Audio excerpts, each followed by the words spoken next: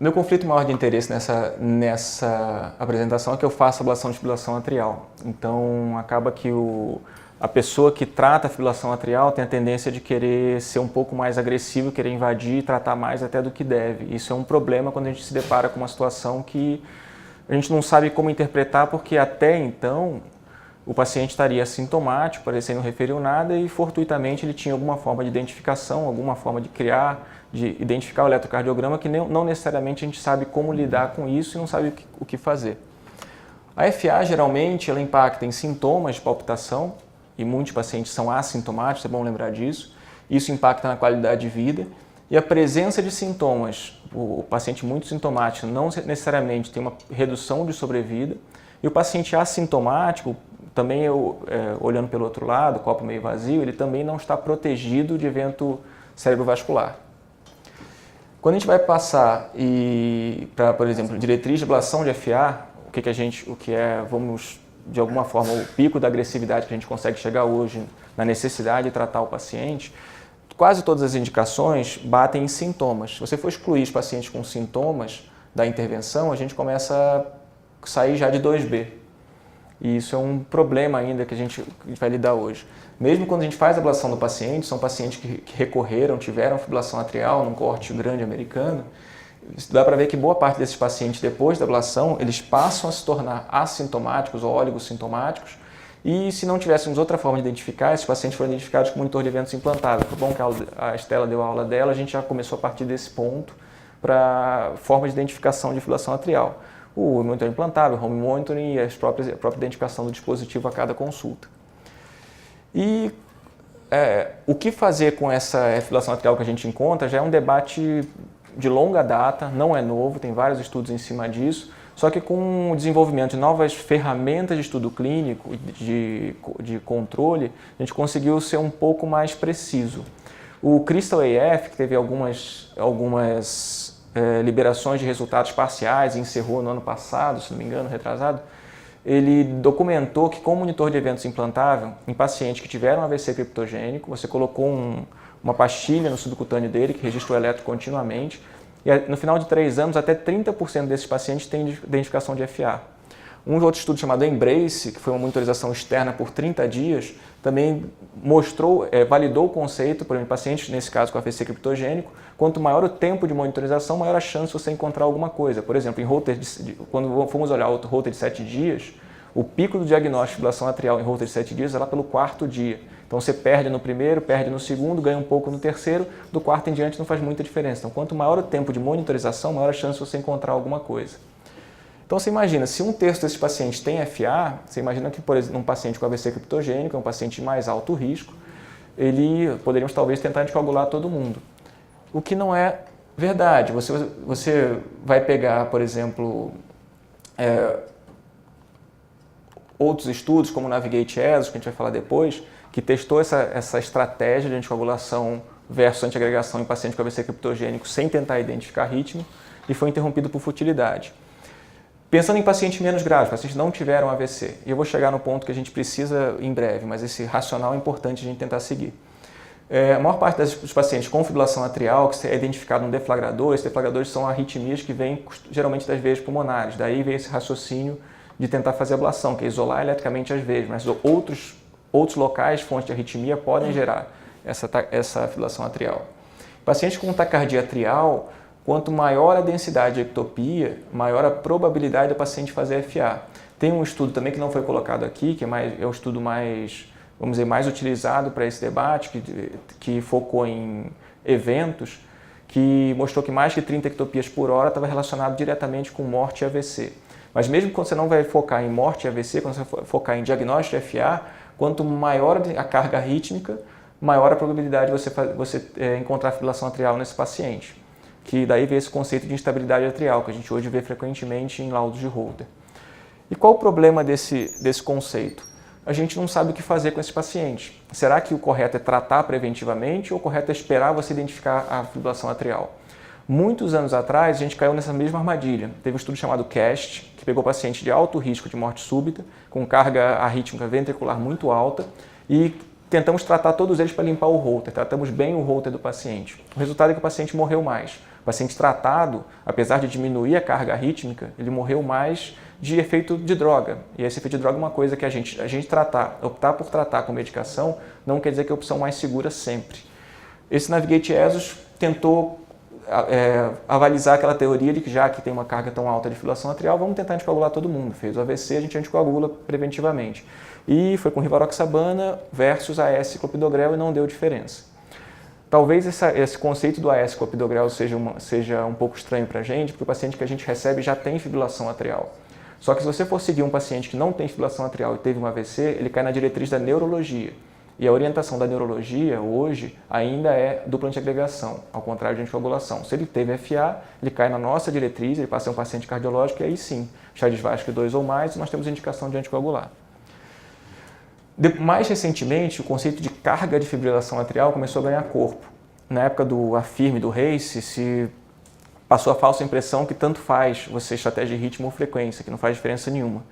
Várias críticas vieram em cima disso e, na verdade, quanto mais tempo o paciente passa de fibrilação atrial, maior a chance dele ter alguma arritmia. Esse conceito de carga de fibrilação atrial é importante porque, imagina um conceito, se você fizer 1 eletro por ano, a chance de encontrar fibrilação atrial em qualquer paciente é menor do que 2 por ano, menor do que um holter, por sua vez é menor que um holter de 7 dias, menor ainda do que um monitor implantável. O problema é que a gente, quando passa disso, começa a investigar muito paciente, a gente começa a encontrar. Por exemplo, esse estudo saiu esse ano, o CAP-RHYTHM, que pegou pacientes que usaram o Zion, que é um PET que monitora eletrocardiograma por 14 dias. Você cola no paciente, ele vai gravando externamente. O paciente pode nadar, pode fazer tudo, o PET é a prova d'água. E nos pacientes que não estavam anticoagulando e que identificaram fibrilação atrial, e como mecanismo de pesquisa, os pacientes não tinham diagnóstico, colocou o PET e foi identificada a fibrilação atrial. Os pacientes que continuaram sem anticoagulação nesse coorte foram seguidos. E nesse segmento, a idade média dos pacientes era de 3 anos, Chades-Vasque médio de 3. Eles conseguiram fazer um corte que o tertil mais alto de carga de fibrilação atrial, ou seja, uma carga maior do que 11%, nessa documentação de 15 dias, esteve correlacionado a uma probabilidade de 3 vezes maior de eventos cerebrovasculares, independente do Chades. Voltando, quando a gente não está procurando FA, esses pacientes foram ativamente pesquisados de fibrilação atrial. A gente pode esbarrar nisso. Esse estudo, o MOST, na verdade a proposta dele era comparar modos de estimulação para ver se reduzia a incidência de FA em pacientes com doença do nó sinusal e realmente estimular o átrio é benéfico para paciente com doença do nó. Como análise de subgrupo, presença de qualquer detecção de ritmo atrial muito rápido, que eles não separaram FA, flutter, taque atrial, mas nesse ritmo provavelmente ficava em fibrilação atrial ou flutter, por mais de 10 batimentos, estavam relacionados ao longo do segmento com maior mortalidade, por todas as causas, maior taxa de AVC e maior taxa de fibrilação atrial. Depois disso, começaram a investigação específica do quanto de arritmia que é importante. Esse estudo foi binário, presença ou não de detecção de arritmias, geralmente duração de maior que 30 segundos. Nos outros estudos, o TRENDS, na verdade, ele também colocou qualquer tipo de arritmia, qualquer fibrilação atrial, flutter atrial, taque atrial, foram relacionados a maior taxa de AVC, mas não conseguiu encontrar relação com carga de arritmias. Estipularam uma previsibilidade de 5 horas e meia ou mais de arritmia documentada versus 5 horas e meia ou menos, e isso não foi relevante para desfecho. O estudo ACERT, ele foi mais focado nos prognósticos, e eles conseguiram encontrar que qualquer ritmo acima de 190 por mais de 6 minutos estiveram relacionados ao maior risco de AVC. E esse número é importante dos 6 minutos, eu vou voltar nele depois, que duração acima de 6 horas ou acima de 6 minutos e idealmente com uma duração acima de 6 horas. Por que isso é importante? A gente teve uma discussão uma vez no ambulatório e foi conversado do porquê, em qual momento houve o corte, em porquê que foi decidido de 6 minutos. E a explicação que a gente teve é porque estava colado na parede, essa explicação. Realmente tinha uma placa na parede. Essa placa na parede foi retirada desse estudo.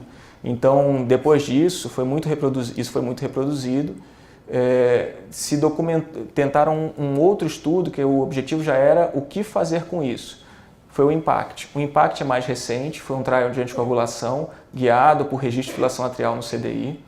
Então, eles tentaram detecção de taque atrial ou fibrilação atrial ou ritmo atrial que seja maior que 200, por 36 dentro de 48 batimentos, ou seja, a cada 48 batimentos consecutivos, se 36 tivesse uma frequência mais alta, eram considerados fibrilação atrial. Obviamente tem viés em relação à extracistolia, ataque atrial, mas denotava instabilidade atrial. Eles fizeram uma estratégia de anticoagulação que foi pelo menos intuitivamente interessante.